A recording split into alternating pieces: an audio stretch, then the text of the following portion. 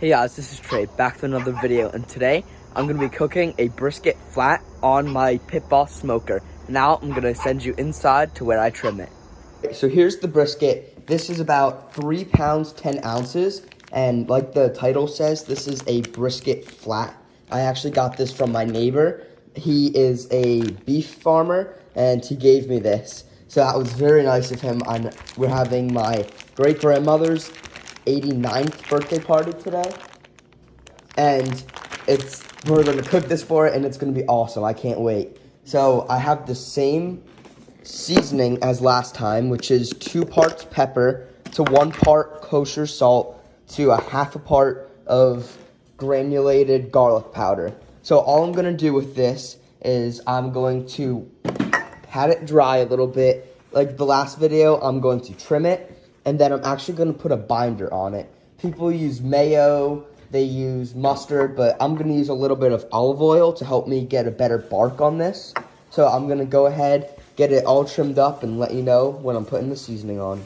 So you can see, here's the trim brisket. You can see it looks a lot different. I took a lot off. That's because, see how thin this was at the end compared to the rest of this brisket? It would have cooked unevenly, and this would have been a lot, or it wouldn't have been done enough, and this would be overdone. So I just went ahead, trimmed that off, and actually when I trimmed it, it looks like this part right here is the flat section, which is the less lean part, and this is actually the point, which is the fattier part, which is the best part of the brisket. So I thought this was just the whole lean part, but it actually seems like this is the connecting fatty part to the lean part, which is awesome that I get the fatty part, because like I said, that's the best part of the brisket.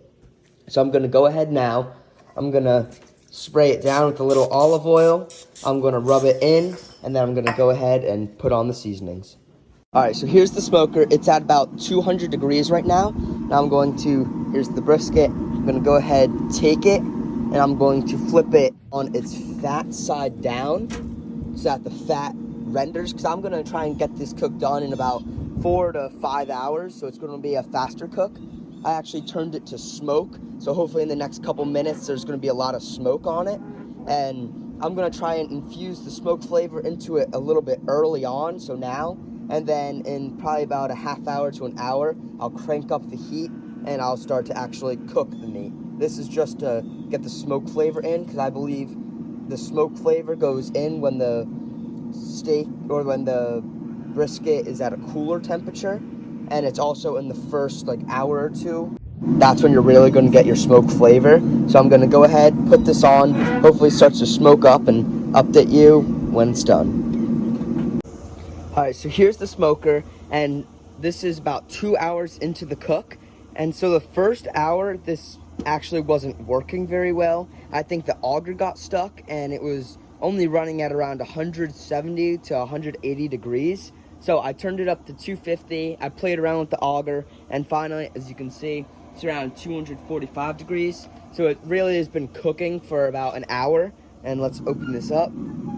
See how the smoke come out. It's starting to cook a little bit, which is good. It's getting a little bit more firm on the outside, which is good. And you can see some stuff leaking out, some juices. And I'm gonna let this cook for a little longer, but it's developing a good bark so far. So I might spritz it. I probably won't, though. I'll let it cook, and I'm actually going to flip it in probably about an hour or two to get an even cook, and I'll update you then. Alright, so it's about 5 hours later, and I ended up turning the temperature up to 300 degrees because it wasn't cooking quite fast enough, but let's open it up.